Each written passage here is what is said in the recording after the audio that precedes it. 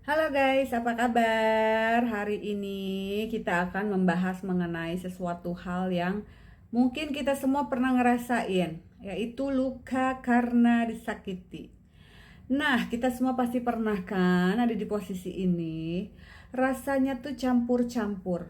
Ada sakit, ada bingung, ada marah, ada kecewa, ada sedih, dan bahkan mungkin pengen balas dendam. Nah, ketika seseorang menyakiti kita, itu seperti luka yang gak kelihatan, tapi nyerinya itu nyata.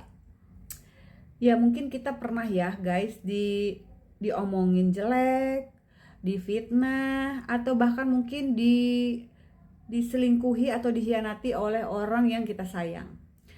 Nah, di saat seperti itu kita gampang banget untuk berpikir pengen balas dendam. Cari cara gimana caranya supaya dia atau orang itu ngerasain apa yang kita rasain. Tapi, apakah dengan balas dendam itu bisa benar-benar menyembuhkan? Nah, hari ini aku akan ngajak kamu untuk melihat dari sudut pandang yang berbeda. Gimana kalau kita memilih untuk tidak membalas, tapi justru melepaskan? Karena percayalah di situ ada kekuatan yang luar biasa. Yuk kita bahas lebih dalam.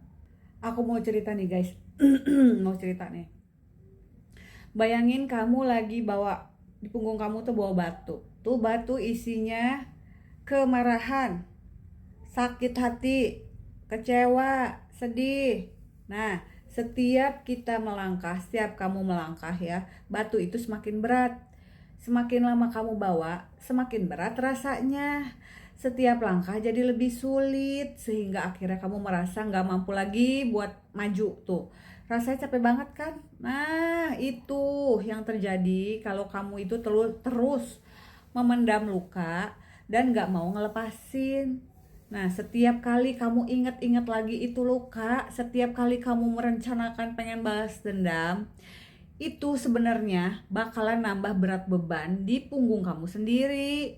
Nah, apa yang terjadi kalau kita memutuskan untuk melepaskan batu itu? Ngelepasin si beban itu bukan berarti kita tuh setuju guys sama semua perbuatan mereka. Enggak, itu artinya kita membebaskan diri kita dari beban-beban itu. Guys, tahu nggak? Kadang-kadang orang yang menyakiti kita itu bukan karena mereka jahat, tapi denger nih, karena mereka sendiri lagi terluka. Mereka bertindak dari tempat kekurangan, dari tempat ketakutan, atau dari rasa sakit yang belum mereka selesaikan. Misalnya, seseorang yang mengkhianati kamu, ya mungkin mereka itu melakukannya karena mereka sendiri nggak pernah belajar tuh gimana gimana menjaga kepercayaan. Ini bukan apa namanya, bukan pembenaran ya guys, ini tuh kayak lebih memahami aja. Ketika kita paham, kita lebih mudah untuk melepasinnya. Nah, daripada kita bertanya kenapa sih mereka ngelakuin ini sama gue, ganti pertanyaan kamu dengan apa yang bisa aku pelajari dari pengalaman ini. Karena biasanya guys, di setiap luka itu Tuhan kasih kita pelajaran tersembunyi. Mungkin Tuhan pengen kita itu punya boundaries, punya batasan yang lebih jelas. Atau mungkin ini panggilan untuk lebih mencintai diri sendiri. Solusi dari rasa sakit itu bukan balas dendam teman-teman, tetapi pengampunan, memaafkan. Tapi tunggu dulu. Jangan salah paham. Memaafkan itu bukan berarti melupakan atau membiarkan mereka menyakiti kamu lagi. Memaafkan adalah cara untuk membebaskan diri kamu sendiri dari belenggu rasa sakit. Memaafkan juga merupakan hadiah yang kamu berikan untuk diri kamu sendiri.